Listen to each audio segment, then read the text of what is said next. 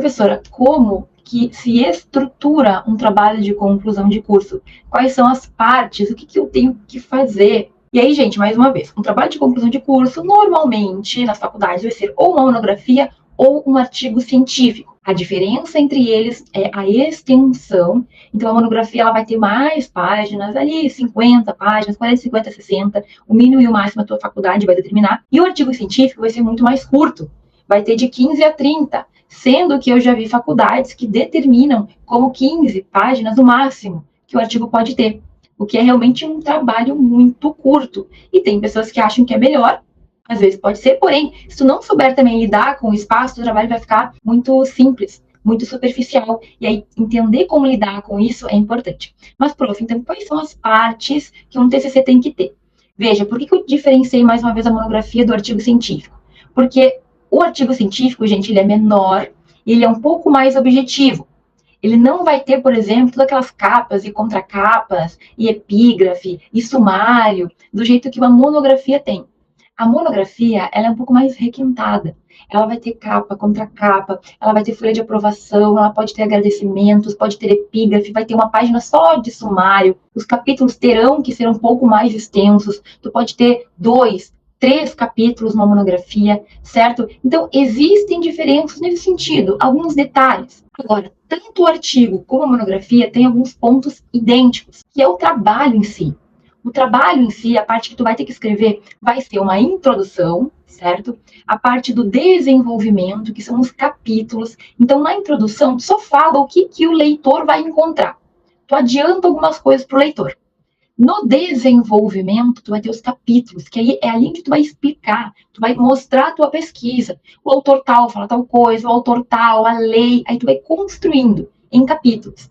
Como já dito, o artigo científico ele vai ter menos espaço. Então, normalmente, um artigo científico curto vai ter até 2 capítulos. Dá para aumentar? Dá. Tudo bem organizadinho, ok? A monografia ela já tem mais espaço, a gente pode fazer um capítulo subdividido, né, com subcapítulos, tudo isso na organização, dentro do tema e dentro do espaço de extensão que tu tem, tu vai organizar. Mas todos vão ter que ter. Além, então, da introdução, além do desenvolvimento e dos capítulos subdivididos, tu vai ter a conclusão e as referências.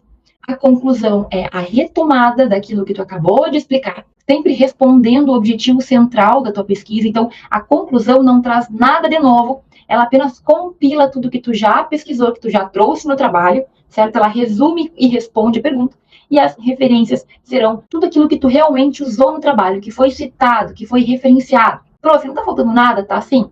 Lá no início, que eu falei que às vezes a monografia vai ter capas a mais do que o artigo, etc e tal, tem coisa que ela vai ter a mais, mas tem um detalhezinho que ambos terão, tanto o TCC monografia como o TCC artigo científico, que é o título, todo mundo vai ter que ter título, e o resumo, palavras-chave, e também esse resumo e palavras-chave em língua inglesa, normalmente em língua inglesa, certo? Às vezes pode ser que a tua faculdade permita que tu faça em outro idioma, mas o mais comum é a gente ter o título e o resumo e as palavras-chave traduzidos para o inglês, ok? Esse resumo também tem normas para ser construído. Então, quando tu começa a ter um pouco mais de contato com a pesquisa, tu entende que tudo tem determinação. O resumo tem que seguir algumas normas, a introdução tem que seguir algumas normas, o desenvolvimento, a conclusão. O resumo, a introdução e a conclusão, gente, eles têm itens que devem ser cumpridos. É praticamente uma fórmula. Tem que ter isso, isso, isso e isso. E aí tu coloca. Não é difícil fazer depois que a gente aprende. Mas eu quero que tu visualize como que é, então, esse trabalho? Ele tem que ter um início, um meio e um fim. Vai ter lá o título, vai ter lá os resumos, a introdução, o desenvolvimento, a conclusão e as referências. Tudo concatenado, tudo conectado. Uma coisa tem a ver com a outra.